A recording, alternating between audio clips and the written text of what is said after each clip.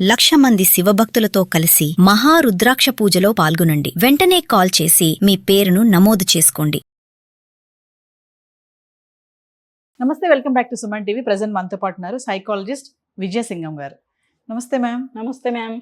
Madam, చాలా మంది husbands wives ని ముఖ్యంగా వేరే వాళ్ళ వైఫ్స్ తో కంపేర్ చేస్తూ ఉంటారు. వైఫ్సే గానీ వేరే లేడీస్ తో గానీ కంపేర్ చేస్తూ ఉంటారు. చిన్న చిన్న అంశాలే, ఆమె చూడు అలా ఉంటుంది, ఆమె కూడా చాలా పని చేస్తుంది కానీ నీలాగా మరి నేనే చేస్తున్నాను పని అంతా అని ఏమి చెప్పదు. తను ఇంకా ఎక్కువ చేస్తా ఉంటది. వాళ్ళ హస్బెండ్ కొడతారు, తిడతారు, ఇంకా నేను అలా ఏం చెయ్యట్లేదు కదా, ఇలా కంపేర్ చేసే వాళ్ళు చాలా మంది ఉంటారు. అసలు ఎందుకు భర్తలు ఆడవాళ్ళని ఎందుకు కంపేర్ చేస్తారు, వేరే వాళ్ళతో వీళ్ళ వైఫ్ ని ఎందుకు కంపేర్ చేస్తారండి? అది ఎంతవరకు కరెక్ట్ అంటే? ఇక్కడ మీరు అడిగితే నాకు ఒక చిన్న సామెత గుర్తొస్తుంది. పొరుగింటి పుల్లకూర రుచి అంటారు కదా, అలాగా వాళ్ళు ఏంటంటే వాళ్ళంతా పక్కన ఉండి అన్ని సహచరితం చేస్తూ అన్ని సేవలు చేస్తూ చక్కగా ఒక ఫ్రెండ్గా అన్ని విధాలుగా వెళ్తుంటే వీళ్ళు చురకలు అందిస్తూ ఉంటారు. దాన్ని కొంచెం కామెడీగా ఏదో అప్పుడప్పుడు అంటే అది వేరు, ఇద్దరు సెటైరికల్గా తీసుకోవచ్చు. కానీ అదే పదే పదే అంటాం, అది చాలా సీరియస్గా కూడా అంటాం. వీళ్ళు ఏమంటారంటే పిల్లల దగ్గర కూడా నేను మీ అమ్మని చేసుకోవాల్సింది కాదు, నాకు శ్రీదేవి రావాల్సింది, నాకు అట్లా పోలికలు ఏంటంటే నా అందానికి శ్రీదేవి రావాల్సింది, ఏదో మీ అమ్మని చేసుకున్నా. కొంతమంది అన్ఎడ్యుకేటెడ్ వాళ్ళని కూడా చేసుకుంటారు, కానీ వాళ్ళు ఇష్టపడి చేసుకుంటారు. ఇంత కట్నాలు అంతంత గిఫ్ట్స్ అన్ని తీసుకుంటారు, శుభ్రంగా తీసుకుంటారు, ఇప్పటికే ఆధారపడి ఉంటారు వాళ్ళ దగ్గర. అయినా కూడా ఈమెకి చురకలు అందిస్తూ రోజు రోజు కూడా పొడుస్తూ ఉంటారు. అంటే నువ్వు అందంగా లేవు, నీకు చదివే లేదు, ప్రతిసారి యాజ్ యూ సైడ్ కంపారిజన్. ఎవరో కొంచెం అడ్వాన్స్డ్గా చదువుకొని మంచిగా రెడీ అయిన అమ్మాయి ఉందనుకోండి, వాళ్ళతో కంపారిజన్. చూడు వాళ్ళ అమ్మాయి కాబట్టి వాళ్ళు అలా ఉన్నారు బాగా స్పీడ్గా, నువ్వు కాబట్టి నేను ఇలా ఉన్నాను అని చెప్పి. కానీ అన్ని సేవలు వాళ్ళు తీసుకుంటూ ఉంటారన్నమాట. ఇలా కూడా నా దగ్గరికి కేసెస్ వస్తాయి మేడం. వాళ్ళు వచ్చి చాలా బాధపడుతూ ఇప్పటికి కూడా ఆయనకి ఏది కావాలన్నా మా వాళ్ళు మేము సపోర్ట్ చేస్తాం మేడం, తిరిగి వచ్చేమో ఇలా పిల్లల దగ్గర కూడా నన్ను ఇలా అంటారు, నాకు కోపం వస్తుంది. మళ్ళీ ఏమో తనకు అన్ని కావాలి, నీడ్స్, తన ఫిజికల్ ఇంటిమసీ అని మళ్ళీ నా దగ్గరికి వస్తాడు madam. How can I reflect to that అని చెప్పేసి నేను రిజెక్ట్ చేస్తాను. నాకు ఎంత కోపం వస్తుందంటే ఆయన ముసలోడు ఎప్పుడు అవుతాడా నేను చూసి అప్పుడు ఆయనకు వాత పెడతాను, అప్పుడు రివెంజ్. చూడండి, అది ఎప్పటి విషయము, ఇప్పటి వరకు లోపల ఎంత దాచుకోవాలి అది. కానీ ఇప్పుడు నేను చెప్పే మాటల్లో ముసలోడు అయినా కానీ ఆమె అలా చేయలేదు. ఇంకా తర్వాత అదే అలవాటైన భర్తకి ఆ వయసులో ఏం చేయగలుగుతుంది పాపం, అలా అనుకుని బతికేస్తుంది, రోజులు దొర్లిచ్చేస్తుంది. వాళ్ళు వచ్చి చెప్పుకుంటుంటే ఎంత హృదయ విదారకంగా ఉంటుంది. ఏం చేయలేరు, అలా పెట్టుకొని అప్పుడెప్పుడో చేద్దామని చెప్పి రోజులు దొర్లిస్తారన్నమాట. కానీ ప్రతిదీ లేస్తే భార్య కావాలి, అన్నిటికీ భార్య కావాలి, పిల్లల్ని సముదాయించాలి, లేచింది మొదలు అన్ని అందించాలి. కానీ నువ్వు పోలిస్తావు, ఇది లేదు అది లేదు. పెళ్లి చేసుకునేటప్పుడు తెలియదా మరి అది లేదు ఇది లేదు అని. కాబట్టి ఇలాగ వాళ్ళని పర్సనల్గా పొడవడం కానీ ఇలాగాని చేస్తే తన కుటుంబానికే మంచిది కాదు. పిల్లలు కూడా అబ్జర్వ్ చేస్తూ ఉంటారు ఈ విధంగా, ఓహో విమర్శించవచ్చు, ఆడదాన్ని తక్కువ చేయొచ్చు, లెస్ దాన్ అంటే ఈ రకంగా మనము చెయ్యొచ్చు అనేటువంటిది అబ్బాయిల్లో పడిపోతుంది. మనం హై ఉంటాం ఎప్పుడు, అబ్బాయిల్లో పడిపోతుంది. అంటే తిట్టచ్చు కాబోలు, ఏం కాదు, అదొక కల్చర్ కాబోలు అనుకుంటారు. అమ్మాయిలు ఏమనుకుంటారంటే ఓహో అమ్మాయిలు అంటే ఇంక రేపు పొద్దున వెళ్తే పెళ్ళైతే ఇలాగే ఉంటుంది కాబోలు, ఏది అన్నా కానీ నోరు మూసుకొని ఉండాలి కాబోలు, ఏడుస్తూ ఏదన్నా మూల ఉండాలి కాబోలు అనేటువంటి మైండ్ సెట్ అనేది వాళ్ళలో వస్తున్నాను. అది వాళ్ళు గమనించాలి. అంటే నా భార్య అంటే వాళ్ళు ఎంత డీప్గా తీసుకోవాలంటే మిగతా కంపారిజన్స్ ఎవరికైనా ఉంటాయి. మరి తను ఆలోచిస్తే నాకు కూడా చాలా సంబంధాలు వచ్చాయి, నువ్వు కాకుండా బ్యాంక్ మేనేజర్ వచ్చాడు, ఏమో కూడా నోరు తెరిస్తే ఈయన పరువు ఎక్కడికి పోతుంది?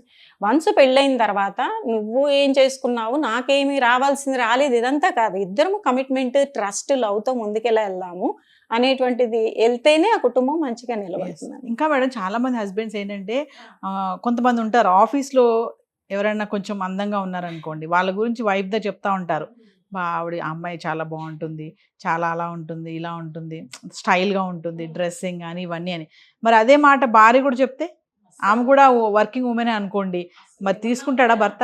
పట్టించుకోవటం కదా, ఆ రోజు చెప్పిందంటే ఇంకా తర్వాత కళ్ళన్నీ ఇంకా ఆమె మీదే వచ్చి, ఏంటి ఎవరి కోసం వేసుకున్నావు చీర, ఏంటో పెట్టావు, ఏంటి ఎటెళ్ళి వచ్చావు, స్టార్ట్. ఇంకేమన్నా ఉందా అసలు?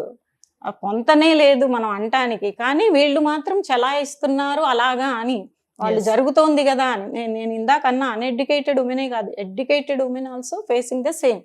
అంటే వాళ్ళ దగ్గర ఏదో లేనిది ఇంకేదో పోలుస్తాం, మరి ఆయన దగ్గర లేనిది కూడా మనం కూడా పోల్చొచ్చు కదా. So they have to maintain the common sense. ఆ డీసెన్స్ అనేది అక్కడ పాటించకపోతే ఒక్కసారి కనుక ఆడది వేరేగా మాట్లాడి కంపారిజన్స్ చూసిందంటే మొహం ఎక్కడ పెట్టుకోవాలో వాళ్ళకి తెలియదు యాక్చువల్ గా. కానీ ఇమీడియట్లీ వాళ్ళు యాక్షన్ తీసుకుంటారు.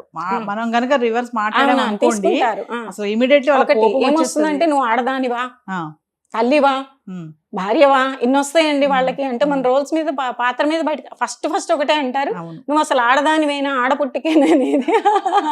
మరి మగవాడంటే అదే పెద్ద నిర్వచనం నాకు అర్థం కాదండి. మరి Yes. మగవాడంటే బాధ్యత ఉండదా, మరి తనకి కమిట్మెంట్ ఉండదా అనేది.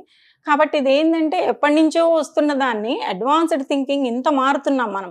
అఫ్ కోర్స్ మనకి చాలా మంది అడ్వాన్స్డ్ థింకింగ్ తో ముందుకెళ్తున్నారు. మనల్ని సపోర్ట్ చేసే, మిమ్మల్ని నన్ను సపోర్ట్ చేసే వాళ్ళలో జెంట్స్ కూడా ఉన్నారు. Yes. బట్ వాళ్ళు వాళ్ళ భార్యల్ని సపోర్ట్ చేస్తున్నారా లేదా అనేది క్వశ్చన్ మార్క్ అవుతుంది అనమాట. ఎక్కడంటే అన్ని రోల్స్ లో తల్లి పాత్ర అనేది ఎప్పుడు పూజనీయం, దానికి ప్రాబ్లం ఉండదు. కూతురు అంటే ప్రాణంతో తీసుకుంటారు, చెల్లి వాళ్ళు అన్న బాధ్యతతో. ఎక్కడైతే భార్య అనే పాత్ర వస్తుందో అక్కడికి వచ్చేటప్పటికి చేయించుకోవడంలో అన్ని చేయించుకుంటారు. మళ్ళీ తన మీదే అన్ని ఇన్సెక్యూరిటీస్, పర్సనాలిటీ డిఫెక్ట్స్, ప్రతిదీ తన మీదే చూపిస్తారు. ఓకే, చూపించినా తను తట్టుకున్న తర్వాత గౌరవం ఉంటుందా, కైండ్నెస్ ఉంటుందా, ఎమోషనల్ సపోర్ట్ ఉంటుందా అంటే నువ్వు కాకపోతే ఎవడు చేస్తాడు, వేగత చేయాల్సింది. ఎందుకు అంటే కొంతమంది భార్య ఒకసారి కోపంతో అంటా ఉంటారు, రాజ్యాంగంలో ఏమైనా ఉందా అన్ని భార్య చేయాలి అంటే? భార్య అనే పేరుకి ఏమన్నా పెద్ద ప్రమోషన్ అది? అసలు నాకు అర్థం కాదండి. మనం మనగా తీసుకున్నాం. ఆడదానికి ఏంటంటే అది ఉండేది, తనకంటూ ఒక బాధ్యత అప్పగిస్తే ఒకళ్ళు అది చెప్పి ఇది చెప్తే చెయ్యదు, తన అల్లుకుపోతుంది మొత్తం. తన గొడుగు కింద అన్ని సురక్షితంగా చూసుకోవాలనేది తన ఉద్దేశం. ఇది ఎంతవరకు అంటే తన ఇష్టంగా చేస్తూ బాగున్నంత వరకు ఓకే. వీళ్ళు గనక చేయలేదే, నువ్వే కదా చేయాలి అన్నప్పుడు అది స్లేవరీ అవుతుంది. అక్కడ తను తిరుగుబాటు అనేది వస్తుంది. అందుకని అక్కడ తెచ్చుకోవద్దు అని నేను చెప్పదలుచుకున్నటువంటి విషయం ఏదైనా. ఫైనల్లీ అందరు భర్తల గురించి కాదు, మీరు అన్నట్టుగా కొంతమంది భర్తలు సపోర్ట్ చేస్తున్నారు కాబట్టి ఈ రోజున కొంతమంది ఉమెన్స్ స్టాండ్ గా నిలబడుతున్నారు, స్ట్రాంగ్ గా ఉంటున్నారు, ప్రతి విషయంలో కూడా సొసైటీలో తిరుగుతున్నారు చక్కగా. కానీ కొంతమంది భర్తల గురించి తీసుకుంటే మరి ఇలా కంపేర్ చేసే భర్తలకి మీరు చెప్పేటటువంటి స్ట్రాంగ్ వర్డ్స్ ఏమైనా ఉన్నాయా? షూర్ ఉన్నాయి మేడం. సో వీళ్ళు వాళ్ళ కొలీగ్స్ ని బాగా ఎంకరేజ్ చేస్తారు. ఏంటి మీ ఇంట్లో వాళ్ళు అంటున్నారా, నీ తెలుసుకో, నీకు ఎంత స్ట్రెంగ్త్ ఉందో, అది ఇది అని చెప్పి వాళ్ళని పొడిచేసి ముందుకు తీసుకెళ్ళిపోతారు. ఇంకా వాళ్ళ కూతురికైనా కానీ, అమ్మ నువ్వు ఎంత జాగ్రత్తగా ఉండాలి, రేపు పొద్దున అలా అవుతాయి కాబట్టి నువ్వు ఎంపవర్డ్గా ఉండు, సంపాదించు, అన్ని నేర్చుకో అని చెప్తారు. మరి ఒక భార్య మాత్రం అన్ని నేర్చుకుంటుంది, సంపాదించి వస్తుంది, నీకు అన్ని చేస్తుంది, మరి నువ్వేం మాట్లాడుతున్నావు? కాబట్టి ఇప్పటికైనా ఒక బుద్ధి తెచ్చుకొని మగవాళ్ళు తను భార్యగా ఉన్నటువంటి ఆ స్త్రీకి గౌరవం ఇస్తేనే ముందు మనుగడ ఉంటుంది అని అర్థం చేసుకోవాలి. ఎందుకంటే ఇవాళ రేపు డివోర్స్ కేసెస్ ఎన్ని అంటే కొల్లలు వస్తున్నాయి అసలు. ఎందుకంటే వీళ్ళకి ఫైనాన్షియల్ ఇండిపెండెన్స్ ఉంది, తట్టుకుంటున్నారు, అన్ని ప్రెషర్స్ తట్టుకుంటున్నారు. నేను అన్న ఇన్విజిబుల్ లేబర్ అనేది కూడా చేస్తున్నారు. ఇంకెంత తట్టుకుంటారు వాళ్ళు? వీళ్ళ ప్రతాపాలు చూపించి ఎక్స్పెక్టేషన్స్ పెంచి ఇంకా ఆట బొమ్మల్లా తయారు చేస్తే విల్ గెట్ డైవర్స్ అంటారు వాళ్ళు. సో కుటుంబం నిలబడాలి అంటే నిజంగా వాళ్ళు ఏదైనా తప్పు చేశారు అంటే మీరు మాట్లాడండి. వాళ్ళు ఏదో అక్రమ సంబంధాల వైపు వెళ్ళారో, లేకపోతే అసలు ఏ బాధ్యత లేకుండా తిరుగుతున్నారో, డబ్బు వృధా చేస్తున్నారో, ఇలాంటి విషయాల్లో మాట్లాడండి. అంతేకాని తను చక్కగా అన్ని చేసుకుంటూ బాధ్యతగా ఉన్న మనిషిని వేరే వాళ్ళతో కనుక కంపేర్ చేసి మాట్లాడితే ఆ కుటుంబానికి, ఆ మగవాడికి మనుగడ ఉండదు అని నేను స్ట్రాంగ్ గా చెప్పాలని కోరుకుంటున్నాను. ఎప్పటికైనా మేల్కోండి మగవాళ్ళు. Thank you ma'am. Thank you.